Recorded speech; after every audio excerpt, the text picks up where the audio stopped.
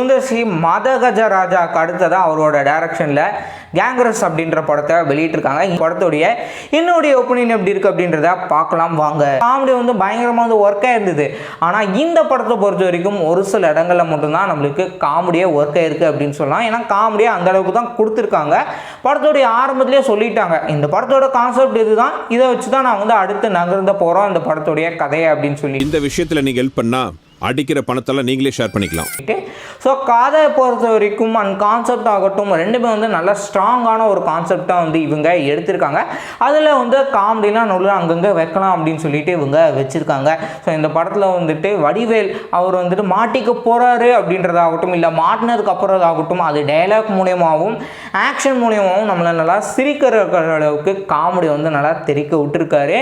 வடிவேலுக்கு வந்துட்டு makeup artist வந்துட்டு பழைய படத்தில் ஒரு படத்தில் ஒரு மேக்கப், அந்த ஹேர் ஸ்டைல், அவருடைய மீசை அப்படின்லாம் வந்துட்டு அதை வந்து நம்ம மேட்ச் பண்ணி பண்ணலாம் அப்படின்னு சொல்லி நல்லாவே வந்து மேக்கப் பண்ணியிருக்காங்க.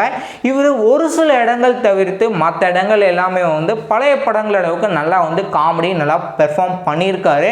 வான்மதி அப்படின்னு சொல்லிட்டு நல்ல ஒரு அழகான ஒரு மெலோடி பீட் இருக்குது. மொத்தத்தில் இந்த படம் எப்படி இருக்குது அப்படின்னு எடுத்துட்டிங்கன்னா இந்த படம் வந்து நல்ல ஒரு காமெடி என்டர்டெயின்மெண்ட்டாக இருக்குது. பார்க்கணும்னு நினைக்கிறவங்க தாராளமாக இந்த வாரம் ஃபேமிலியோட பார்த்து என்ஜாய் பண்ணக்கூடிய ஒரு படம்.